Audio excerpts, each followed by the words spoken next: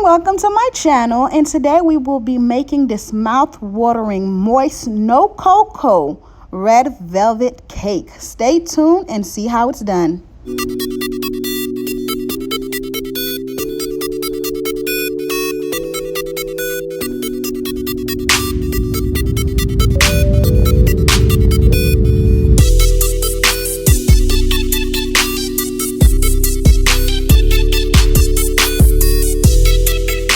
Let's get this party started. So in a bowl, we're going to go ahead and we're going to mix our dry ingredients. Flour, baking soda, salt.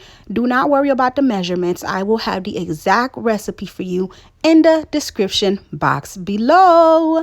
All right. Then after we have mixed up all of our dry ingredients in a separate bowl, we're going to mix all of our wet ingredients. I remember someone asked me one time, is sugar a wet ingredient or is it a dry ingredient? It's considered to be a wet ingredient, okay? So we're going to go ahead, we're going to add our sugar, we're going to add some eggs, we're going to add some vinegar, white distilled vinegar. We're going to add buttermilk. We're going to add vegetable oil. And in this red velvet cake recipe, we will not be adding cocoa. I do not like cocoa in my red velvet. It tastes like a chocolate cake to me. And I don't like that. I don't like it. If I wanted a chocolate cake, I would have ate a chocolate cake. So when I make mine, I do not put cocoa in it. That's why I'm showing you how I do it and how it's delicious. It's a big difference. It don't taste like a red vanilla cake. It tastes like a red velvet cake without the cocoa. Okay, so now what I'm going to do is mix everything together. Once they're nice and mixed, I'm going to go ahead and I'm going to add my red velvet color, food coloring, to make it red velvet, cake. For this recipe I'm making, I am doubling the recipe because I'm making two separate cakes. Each cake will be 2 layered. So what I'm doing right now is a recipe for two-layer red velvet cake. But in the description box, I will have the recipe for 1 2-layer red velvet cake with no cocoa. Okay, so after we take our dry ingredients and we mix it in our wet ingredients, we're going to combine them and make sure it is well mixed. If you do not have the utensil that I was using to mix it, you could do it with the fork. I've done it with the fork before and it came out just fine. I'm just saying, sometimes you have to do what you got to do. Okay, so now here I have my pans, my baking pans, and I'm gonna go ahead and I'm going to spray them. You see, I sprayed the hell out of them because when you're baking, one thing you do not want is that cake to get stuck to that pan and don't want to let go, child. You don't want them problems. You don't want that business. So make sure it is well sprayed. Now I just took my measuring cup. It's 1 cup and I'm measuring it evenly. I'm measuring it evenly into each cake pan so that I can have my cakes to be the same size, okay, as possible. Okay, and here I'm just shaking it to make sure it is evenly in there and it don't come out lumpy and bumpy and uneven. Okay, so here we're going to put them in an oven. After you put them in the oven for 350 degrees, we take them out, poke it with a stick. If it comes out dry, your cake is it's done. It's ready to be cooled down. If it don't, put it back in the oven because it ain't ready. So here's the moment we all been waiting for. Dum dum dum dum dum dum dum dum dum dum. Yes, your girl did that. Hey, yes, you already know that I was gonna kill that. All right, so here we go. You see, it's not stuck. That thing let go. That thing was yes, and that's exactly what we want. We want that cake to let go. Don't hold on. Don't hold on. Let go, baby. Just like them relationships that sometimes y'all need to let go of. But you know what? That's not my business. So here I'm gonna get some pecans.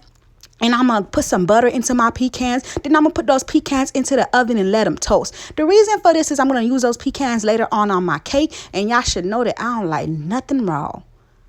Well, only one thing. That's why I got 2 kids.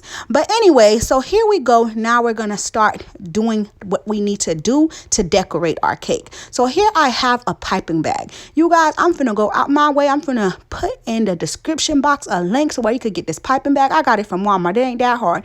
I'm going to put a link to where you could get the little utensil that I'm using to decorate the cake. It ain't that serious. You don't need it. You could do it without it. But hey, maybe you want to be fancy and you want to get the utensil. So you know what I'm going to do? I'm just going to be nice and share and let you know where I got my stuff from because I got you. Have no fear. Freddy is here. Superman ain't got nothing on me. All right, so here you go. You got a little piping bag, and I put the cream cheese in the piping bag, you guys. Look, that thing say filter right here, and I still filled it up to the tippity top. Look at this. Look at this. Well, don't listen, black people. We never listen. I don't listen. But anyway, it's gonna be just fine. All right. So here I go. I'm gonna go ahead and I'm gonna cut this first, like these little crumbs off of the cake. This is not a must. I'm doing it because I know that I want to use the little crumbs as a garnish later on my cake. That's why I'm taking it off. But you do not need to take it off. You could leave it on, okay?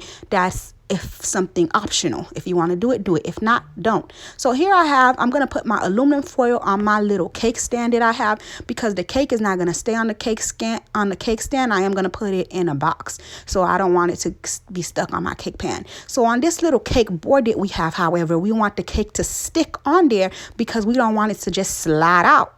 Okay, we don't want to just slide off. So we're going to put a little bit of frosting on there so the cake can be stuck like glue, stuck on you. Okay, so here I'm going to take my little utensils and I'm going to take some of that cream cheese frosting and I'm going to go ahead and I'm going to maneuver it all over that red velvet cake. By the way, this cream cheese frosting that I have is made from scratch, and I will have the recipe for you guys on my channel. Okay, I will have the recipe exactly how to make this cream cheese frosting. Okay. All right, so here I'm just going to keep taking some of that cream cheese frosting and putting it on my cake, maneuvering it all over my cake, okay? Then I'm going to go ahead, I'm going to put the second layer and I'm going to do the same thing.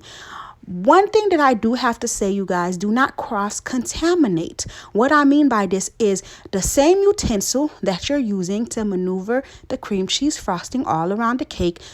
Don't let that be the same utensil that you use to stick the cream cheese from the bowl to get the cream cheese from. Because when you do that, some of the red velvet pieces might get inside there, and that's cross-contamination. What if you weren't only making red velvet cake and you were making a carrot cake, or you were making some other kind of cake and you just use that same frosting? Now you have red velvet cake on your carrot cake. We don't want that, okay? So do not cross-contaminate. Use different utensils. So here I have my pecans, okay, you guys? I chopped these pecans up, and here they are. And I'm just going to put them on the side of my cake. And I'm doing this as a decor, for a decor. One thing that I'm going to let you guys know is that some people do not like nuts. Some people do not like pecans. Some people do not like walnuts. Some people just don't like nuts. I don't know why, but some people don't. They're weird. They're not, but you know what I mean. Some people don't like it, okay? So I wanted to have let the people have a choice, because if somebody do not like pecans, I still wanted them to be able to eat some of the cake. So what I did when I made the cake is I made one side red velvet and one side with pecans and one side without. And the reason why I did this was because everybody can eat now. You know, if you don't like pecans, you still could get some of the red velvet cake. You ain't got to pick nothing out. And if you like pecans, we could enjoy it and get the slice with the pecans. So you know what? Something for everybody. We got everybody. Everybody will eat. All right. So here I have my little pieces that I said I was going to use as a garnish, and I put them at the top. And there we go, you guys. Boom. Hey, I did that. Look at that. Look at that. Look at that, you guys. Whoo. Oh, Lord, I did that. Look at that. Yes, child. Don't this cake look like I got it from the store? But I didn't. And this, if you just follow this recipe, this is how your cake will look. And everybody would think you got it from the store, but you didn't.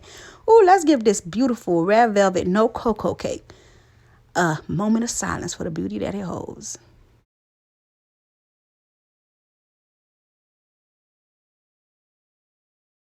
Ooh, child. Yes, child. Ooh, this cake is a must, especially for holidays. They always request that I bring this cake. I really believe they would rather me bring the cake and not myself, child. Anyway, thank you guys for watching. Don't forget to like, comment, and subscribe.